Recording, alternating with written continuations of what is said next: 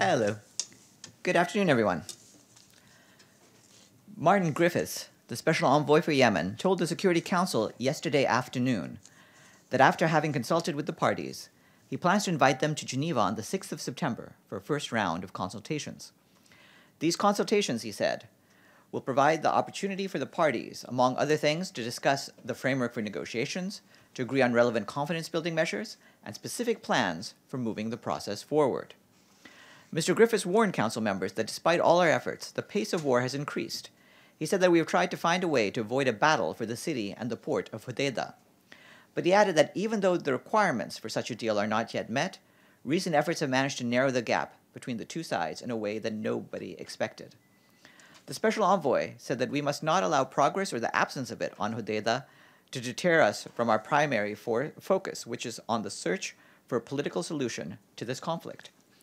John Ging also briefed the Council on the humanitarian situation in Yemen, and today in a press release, Liz Grande, the humanitarian coordinator for Yemen, said that strikes yesterday on Yemen's largest hospital, Al-Tara, were shocking. She added, "Everything we are trying to do to stem the world's worst cholera epidemic is at risk." I had been asked about the UN Disengagement Observer Force yesterday. I would like to clarify that the Russian personnel mentioned in press reports are not part of UNDOF. In accordance with the 1974 Disengagement of Forces Agreement and its protocol, UNDOF is comprised of members of the United Nations who are not permanent members of the Security Council. UNDOF is implementing a gradual return to the area of separation.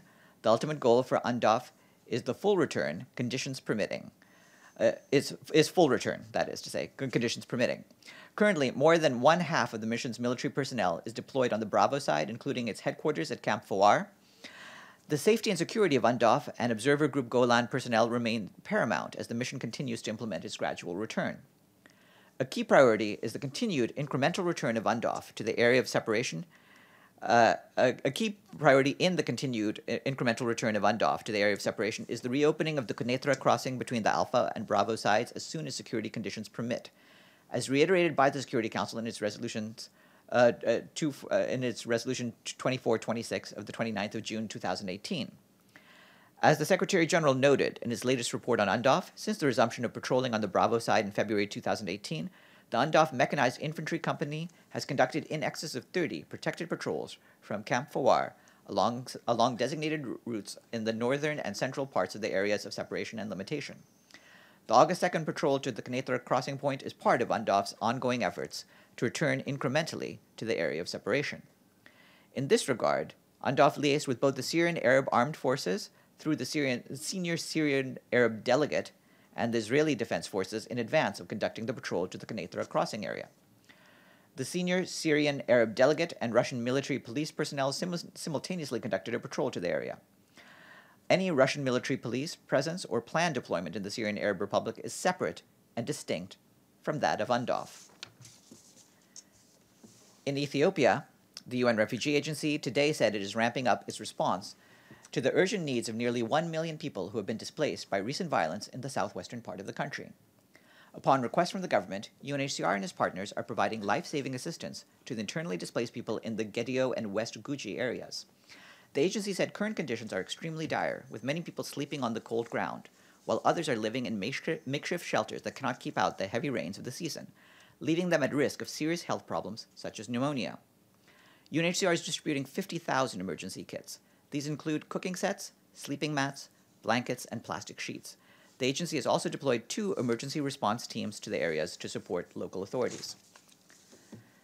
And the UN Refugee Agency says that more than 1,500 refugees and migrants have lost their lives attempting to cross the Mediterranean in the first 7 months of this year.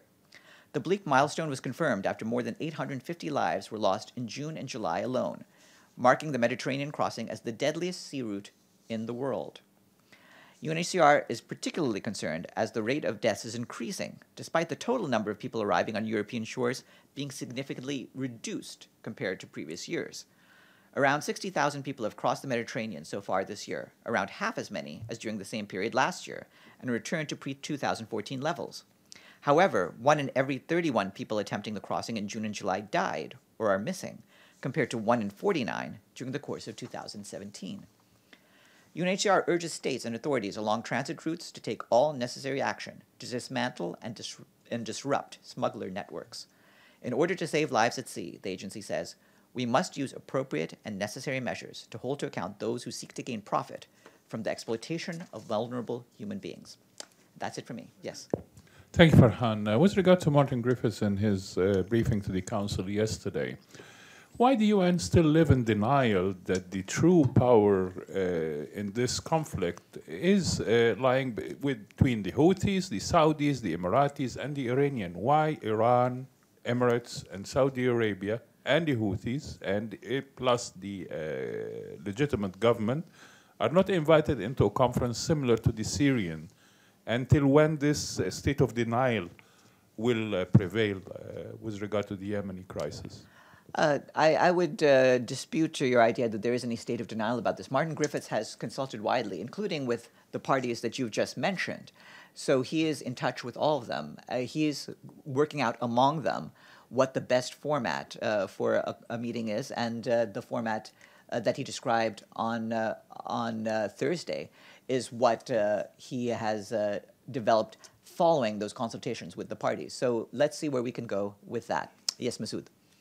Thank you, Farhan. Farhan, on this impending Israeli deal being brokered by the Egyptian on Gaza, and that Mr. Netanyahu has cancelled his trip abroad. Do you have any information about this deal at all? Well, what I can say on this is Nikolai Mladenov, the UN Special Coordinator for the Middle East peace process, has been in touch with the various parties. You'll have seen from his recent comments his hopes that the efforts by the parties and others, including the government of Egypt, can be helpful in resolving the situation in Gaza. He has called for an end to the provocations from Gaza, including the flying of incendiary kites, and he has called for restraint by Israel and the opening of all crossing points into and out of Gaza. So let's see whether the parties can come to an agreement, but he has been in touch with all of the various parties and is continuing with his efforts on that line. So far, there has been no agreement reached at all. It's still in limbo.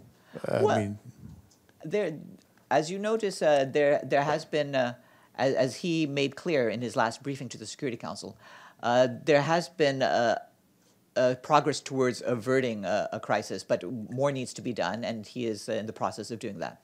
What about the Yemenis killed today by the Saudi coalition following this Martin Griffiths briefing and all that? I just mentioned a press release about our concerns about the attack on Al Thawra Hospital. This is the largest hospital in Yemen, and the UN is shocked at the attack that took place yesterday. But we do have a press release out with further details that you can refer to. Yes, Nikos. Thank you, Farhan. My question is regarding Cyprus. Recently, the Organization for Security and Cooperation in Europe, named as OSCE, suggested to the journalists on both sides, the Greek Cypriots and Turkish Cypriots, to prepare a glossary with words that should be avoided. For example, to avoid Turkish invasion and occupation. The huge majority of the Greek Cypriot journalists disagree with this, pointing out interference to the freedom of speech, and intend to ask for withdrawal and denounce the glossary to international organizations, including the United Nations. My question is, does the United Nations agree that we should avoid using words like Turkish occupation and invasion, but talk about Turkish troops, as the glossary suggests, among others? I can understand that this has to do with a European organization. However, clarification from the United Nations would be much appreciated. Thank you. Yes, regarding that, as you're aware, the Organization for Security and Cooperation in Europe is separate and apart from us, so we won't have any comment about any suggestions or reports that they have put out. Obviously, it's for them to comment on that. Regarding our own use of terms and nomenclature regarding Cyprus, of course, you can see from our own reporting, including the Secretary General's many reports over the course of this dispute, the language that we use, and that is our preference. Of course, we have no comment on what journalists themselves would use. Just a small question. questions. Thank you. A small question. On a daily basis, the United Nations are talking about refugees, 1,000, 2,000 people. Here we're talking about 200,000 people. Are we still talking about refugees in Cyprus? Is it still an issue of invasion and incubation since 1974, or something's changed as regards the United Nations statements? As you're aware, this is an issue which we are leaving to the parties to resolve. The UN has played a part in talks on Cyprus over the years, and you'll have seen what our position has been. Yes, please. Thank you, Farhan. Yesterday there was an article on the Wall Street Journal, and it was saying that Russia was letting thousands of new North Korean laborers enter the country and issuing fresh work permits despite the UN Security Council resolution, which was adopted last year. And it also cited some UN officials saying that they were probing potential violations. Do you have anything on that? No, not on this. We're aware of the media reports. If there's any questions of violations involving Security Council resolutions, it's up to the Sanctions Committee of the Security Council to deal with it. Yes, please. Two questions, Farhan. First, does the Secretary General have any comment on the latest developments in Zimbabwe following the election, with the opposition challenging the results? And secondly, on UNDOF, the area that the UN is now moving into was opened as a result of an agreement that involved Russia, Iran, and Israel. There are reports that Russia is planning to station some troops in the area. Is that being done in coordination with the UN, even though, of course, those troops are not part of UNDOF? Well, regarding that, as I just pointed out, we are aware that Russian military police, as well as Syrian forces, conducted a patrol to the area. And as I said, any Russian military police presence or planned deployment in Syria is separate and distinct from that of UNDOF. Beyond that, UNDOF maintains regular contact with the Israel Defense Forces and Syrian Arab Armed Forces, as well as with relevant interlocutors related to the de-escalation zone in the southwest part of Syria, particularly on the potential implications for UNDOF in relation to the implementation of its mandate and ensuring the freedom of movement of the force, as well as the safety and security of its personnel. And so those contacts would continue. And by that, I assume that you mean that those contacts would include Russia? Well, you can interpret however you wish what we mean when we say relevant interlocutors, but yes. Why should I have to interpret it? Can't the UN say that? I get the cute phrases precisely so that I use them as is, but I'm sure you're aware what it would mean. Regarding Zimbabwe, by the way, you're aware of our statement from yesterday, and we may have a further statement coming out later today concerning the elections. Right now, what I can say is that we urge political actors to peacefully settle any disputes through established legal and institutional channels. And we would also urge the competent authorities to resolve any disputes in a fair, expeditious, and transparent manner to ensure that the results are a reflection of the will of the people. And of course, you've also seen from our statement yesterday our call on all sides to exercise restraint and reject any form of violence. Yes? Yeah, Farhan, on this reported conflict in reporting on this repatriation of Rohingya refugees, the Myanmar authorities are saying that they are getting some refugees back, but United Nations can confirm it? It is happening, or no, it's not happening? At this stage, our position remains unchanged. That we have said repeatedly that the conditions are not conducive on the ground for the large-scale return of the Rohingya. I have no returns of any particular scale to confirm to you. Yes. Yes, Carol. Farhan, just getting back to UNDOF, the Russians said that they escorted the UNDOF troops to Quneitra. Is that correct? I'm not going to dispute the language that they used, but the rather detailed description I provided is what we have on this.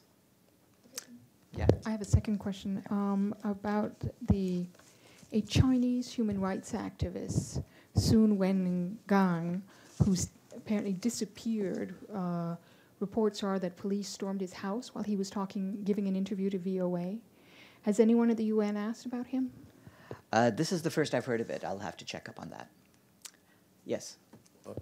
This question about this report published in the New York Times yesterday also, which reconfirms the, what do you call it, the statement, the report of the United Nations High Commissioner, Human Rights High Commissioner, Mr. Riyad, that there is now human rights abuses going on in Indian-occupied Kashmir, and that he has not been given access to either India or Pakistan side.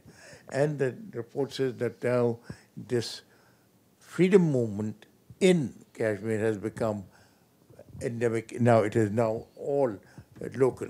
It has got nothing. It's not being financed from abroad. Do you have any comments on that? Well, I'll let the High Commissioner speak for himself. I know he spoke to the press here yesterday. Beyond that, you're aware that his office has come out with a report on Kashmir, and it's up to the members of the Human Rights Council to evaluate the contents of that report. And with that, have a good afternoon, everyone, and have a happy weekend.